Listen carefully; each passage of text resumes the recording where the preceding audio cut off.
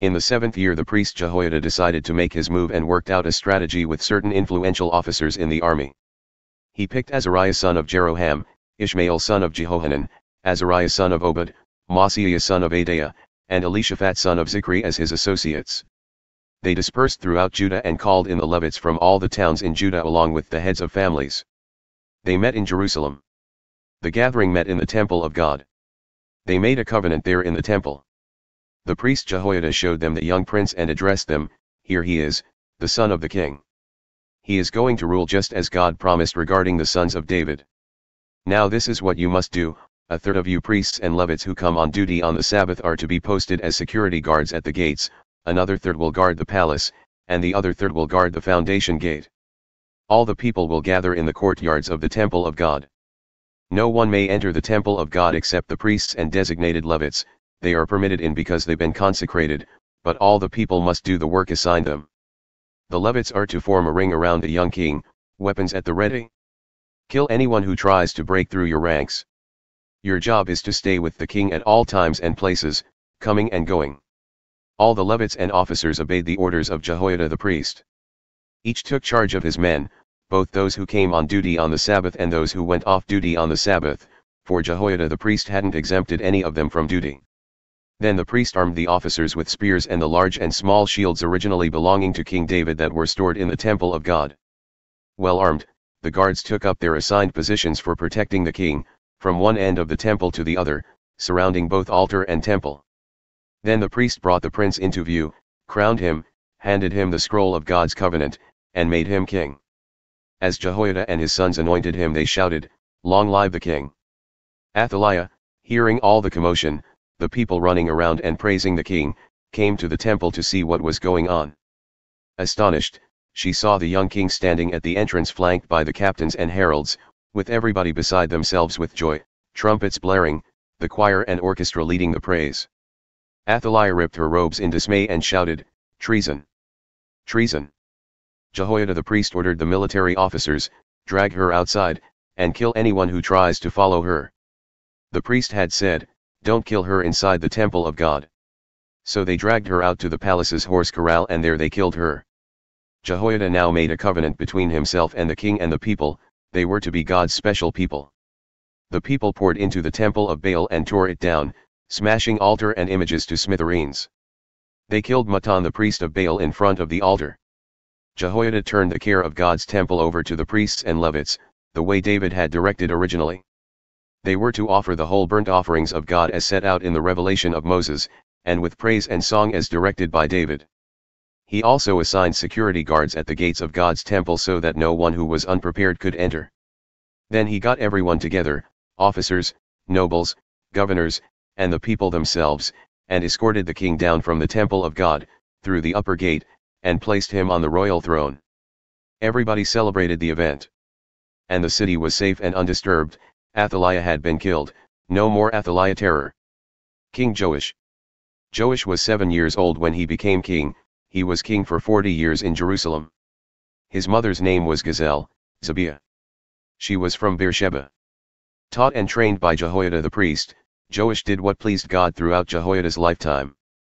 Jehoiada picked out 2 wives for him, he had a family of both sons and daughters. The time came when Joash determined to renovate the temple of God. He got the priests and Levites together and said, "Circulate through the towns of Judah every year and collect money from the people to repair the temple of your God. You are in charge of carrying this out." But the Levites dragged their feet and didn't do anything. Then the king called in Jehoiada the chief priest and said, "Why haven't you made the Levites bring in from Judah and Jerusalem the tax Moses, servant of God and the congregation, set for the upkeep of the place of worship? You can see how bad things are. Wicked Queen Athaliah and her sons let the temple of God go to ruin and took all its sacred artifacts for use in Baal worship."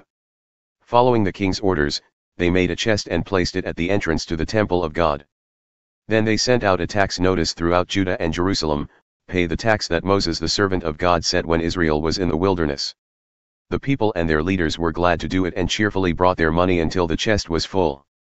Whenever the Levites brought the chest in for a royal audit and found it to be full, the king's secretary and the official of the chief priest would empty the chest and put it back in its place. Day after day they did this and collected a lot of money. The king and Jehoiada gave the money to the managers of the temple project. They in turn paid the masons and carpenters for the repair work on the temple of God. The construction workers kept at their jobs steadily until the restoration was complete, the house of God as good as new.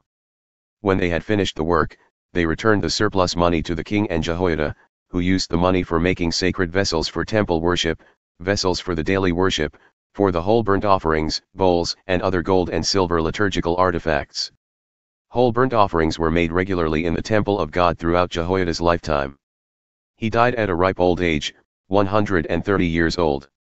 They buried him in the royal cemetery because he had such a distinguished life of service to Israel and God's temple.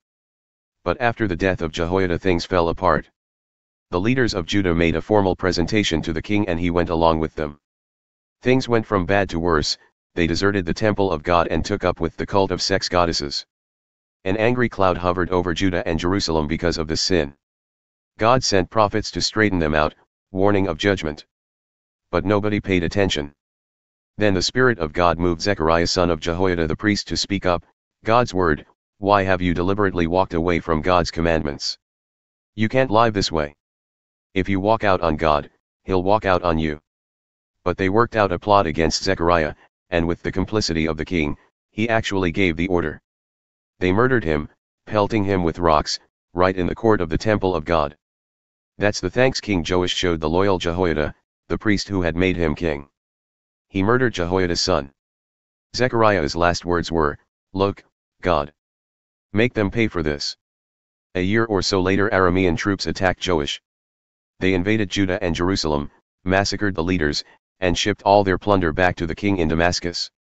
The Aramean army was quite small, but God used them to wipe out Joash's large army, their punishment for deserting God, the God of their ancestors. Arameans implemented God's judgment against Joash. They left Joash badly wounded and his own servants finished him off. It was a palace conspiracy, avenging the murder of the son of Jehoiada the priest. They killed him in his bed. Afterward they buried him in the city of David, but he was not honored with a grave in the royal cemetery. The temple conspirators were Obed, whose mother was Shemith from Ammon, and Jehozabad, whose mother was Shimrith from Moab. The story of his sons, the many sermons preached to Joash, and the account of his repairs on the temple of God can be found contained in the commentary on the royal history. Amaziah, Joash's son, was the next king.